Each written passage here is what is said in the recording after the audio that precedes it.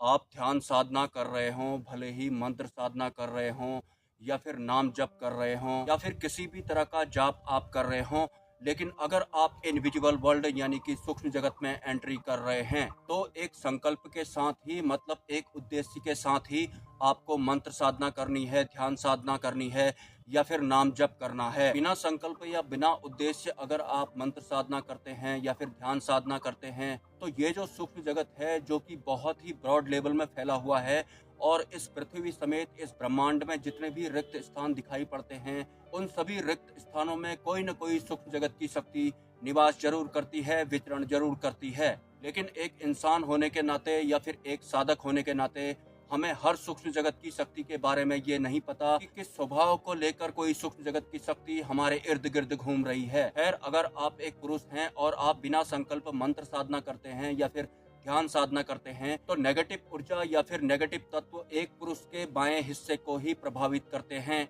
वो आपका बायां पैर हो सकता है, बायां हाथ हो सकता है, बायां कंधा हो सकता है या फिर आपके गर्दन या फिर आपके सर का बायां हिस्सा हो सकता है। इसके विपरीत अगर आप एक स्त्री हैं और बिना संकल्प ही आप मंत्र साधना या फिर ध्यान साधना करते हैं तो इस दौरान नेगेटिव तत्वों या फिर नेगेटिव ऊर्जा द्वारा आपके शरीर के दाहिने हिस्से को ही प्रभावित किया जाता है। वो आपके दाहिने पैर का हिस्सा हो सकता है या फिर दाहिने पेट का हिस्सा हो सकता है या फिर दाहिने कंधे का हिस्सा हो सकता है या फिर दाहिनी तरफ की गर्दन या फिर दाहिने तरफ के सर का हिस्सा हो सकता है। तो आपके पर्टिकुलर जेंडर के हिसाब से आपके शरीर के उन्हीं हिस्सों में पेन हो रहा है, ऐंठन हो रही है, दबाव पड़ रहा है, तो उसमें कुछ हद तक नेगेटिव तत्वों का भी समावेश होता है। और ये तब होता है जब आप बिना संकल्प के ही साधना के क्षेत्र में उतर जाते हैं। चलो आपको मैं एक एग्जाम्पल या फिर एक अनुभव भी बताता हूँ। तो एक इंसान जिसे ये नहीं पता कि उसके साथ नेगेटिव ऊर्जा चल रही है या फिर पॉजिटिव ऊर्जा चल रही है, वो माता पराशक्ति की चौकी पर आता है।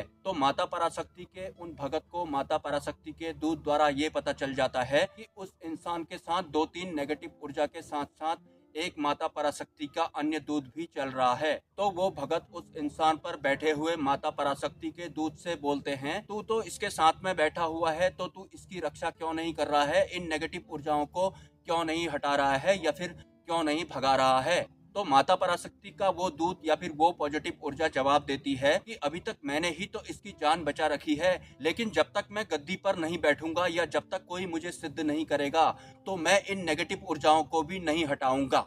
तो आप समझ रहे हैं, उस इंसान के साथ जो पॉजिटिव ऊर्जा बैठी हुई थी वो भी चाहती है कि उसे कोई सिद्ध कर ले। और वो पॉजिटिव ऊर्जा या फिर वो दूत कौन होते हैं, इस बारे में ऑलरेडी मैं एक वीडियो बना चुका हूँ। हालांकि एक बार और मैं आपको बता देता हूँ। जैसा कि आप इस वक्त मुझे इस फिजिकल बॉडी के साथ एक वीडियो बनाते हुए देख रहे हैं और आपको मेरे बारे में ऐसा भी लगता है कि इस इंसान का सूक्ष्म जगत की व्यवस्थाओं से थोड़ा बहुत कनेक्शन तो जरूर है। हो सकता है इसके पास भी कोई सिद्धि होगी या फिर कुछ न कुछ तो इसके पास जरूर होगा। तो भविष्य में मेरी या फिर एक साधक की जब मृत्यु हो जाती है, मेरी मृत्यु हो जाने के बाद मैं प्रेत लोक में विचरण ना करके इस भी उच्च स्तरीय देव सत्ता का मैं जीते जी भजन करता था या फिर मंत्र जप करता था, उन्हीं देव सत्ताओं का मैं दूत बन जाऊंगा या फिर उनके गण में शामिल हो जाऊंगा। और मेरे इस दुनिया से जाने के बाद जो भी इंसान इस फिजिकल वर्ल्ड में साधना कर रहा होगा या फिर मंत्र जप कर रहा होगा, तो एज ए दूत मैं भी सिद्ध होने के लिए उसके सामने प्रत्यक्ष रूप में दिखाई पड़ सकता हूँ या फिर दिखाई पड़ूंगा। तो उसके बाद जब वो भगत या साधक मुझे सिद्ध कर लेता है तो उस भगत या साधक से सिद्ध होने के बाद मैं उस भगत या साधक के कान में बताऊंगा कि पीली शर्ट वाला जो इंसान आपको दिखाई पड़ रहा है उसका नाम बनवारी लाल है और उसकी बीवी भाग गई है और भागने का कारण है मोबाइल। ये सब सुनकर वो भगत या साधक एक पर्चे में लिख देगा और वाहवाही बटोर लेगा। खैर, अगर आप ध्यान साधना कर रहे हैं या फिर मंत्र साधना कर रहे हैं तो बिना संकल्प के साथ आपको ध्यान साधना या फिर मंत्र साधना नहीं करनी है, क्योंकि एक आम इंसान के साधना के क्षेत्र में आने के 3 मुख्य कारण होते हैं। नंबर 1, हमें ऐसा लगता है कि अगर हमें सिद्धि प्राप्त हो जाएगी तो हमारी धन संबंधी परेशानियां दूर हो जाएंगी या फिर हमारा बड़ा नाम हो जाएगा, हमारी इज्जत हो जाएगी। नंबर 2, हमें ब्रह्म ज्ञान प्राप्त करना है या फिर इस समूचे ब्रह्मांड के गूढ़ रहस्यों को जानना है। नंबर 3, कोई तांत्रिक ही हमारा दुश्मन बन बैठा है। तो साधना के क्षेत्र में आने के सिवाय या फिर सिद्धि प्राप्त करने के अलावा हमारे पास कोई तीसरा रास्ता है ही नहीं। तो ये 3 मुख्य कारण ही एक आम इंसान को साधना के क्षेत्र में लाते हैं या फिर साधक बनाते हैं। तो जिस भी कारण से आप साधना कर रहे हैं, आपको ये नहीं भूलना है कि ये जो रिक्त स्थान आपको दिखाई पड़ रहा है, इस पृथ्वी में या फिर इस ब्रह्मांड में ऐसा कोई भी रिक्त स्थान नहीं है जहां सूक्ष्म जगत की शक्तियां नहीं घूम रही हैं। तो बिना संकल्प के अगर आप साधना में उतर जाएंगे तो कुछ सूक्ष्म जगत की शक्तियां तो आपकी जप ऊर्जा से आकर्षित होकर आपके सर में बैठ जाएंगी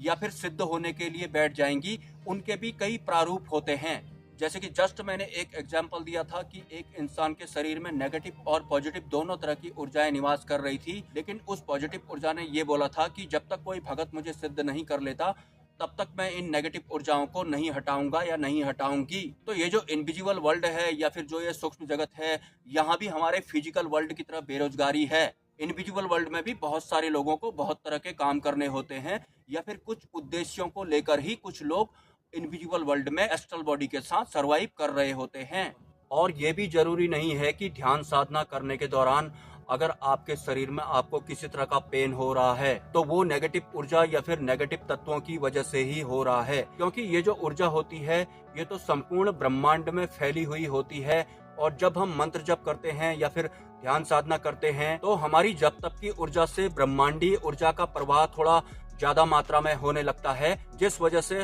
हमारा सूक्ष्म शरीर ज्यादा चार्ज हो जाता है। या फिर मैं ये कहना चाहूँ कि एक आम इंसान के कंपैरिजन में एक साधक के पास ज्यादा मात्रा में ब्रह्मांडीय ऊर्जा होती है या फिर ज्यादा मात्रा में उसके सूक्ष्म शरीर में ब्रह्मांडीय ऊर्जा का प्रवाह होता है। तो हो सकता है गलत तरीके से बैठने की वजह से भी ऊर्जा का प्रवाह आपके मूलाधार चक्र से सहस्त्रार चक्र की ओर ठीक तरह से नहीं बह रहा है। या फिर ऐसा भी होता है कि अगर किसी इंसान का कभी एक्सीडेंट हुआ था और उसके शरीर में कहीं पर टूट फूट हुई थी तो इस वजह से भी ब्रह्मांडीय ऊर्जा का प्रवाह हमारे सूक्ष्म शरीर में या फिर हमारी कुंडलिनी में ठीक तरह से नहीं दौड़ पाता है। ध्यान साधना के दौरान एक साधक को कई तरह की ब्लॉकेज से होकर गुजरना पड़ता है। तो एक संकल्प के साथ, सहजता के साथ, क्रोध भाव को त्याग कर, काम भाव को त्याग कर ही आपको साधना करनी होती है। और जितनी ज्यादा सहजता के साथ आप ध्यान साधना करते हैं या फिर मंत्र साधना करते हैं, अगर कोई नेगेटिव ऊर्जा भी आपसे जुड़ी हुई है या फिर इस दौरान आपके आसपास आ रही है तो वो स्वतः ही क्षीण होने लगती है या फिर आपसे दूर हो जाती है। कुछ पॉइंट मुझे लगता है कि इस वीडियो में मिस हो गए हैं, क्योंकि मेरा जो ये सफर होता है 60-70 किलोमीटर दूर का होता है और इस दौरान मुझे आपके वाले इस फिजिकल वर्ल्ड से बहुत तरह के एडजस्टमेंट करने पड़ते हैं। एनीवेज, अगर आपके कोई सवाल हैं तो आप मुझे कमेंट कर सकते हैं और अगर आप इस चैनल को सपोर्ट करना चाहते हैं तो इसी वीडियो के कमेंट सेक्शन में आपको एक UPI ID मिल जाएगी। स्वेच्छा से आप सपोर्ट कर सकते हैं, कोई जबरदस्ती नहीं है। मिलते हैं नेक्स्ट वीडियो में। ब्रह्मा, विष्णु, महेश, जय मां पराशक्ति।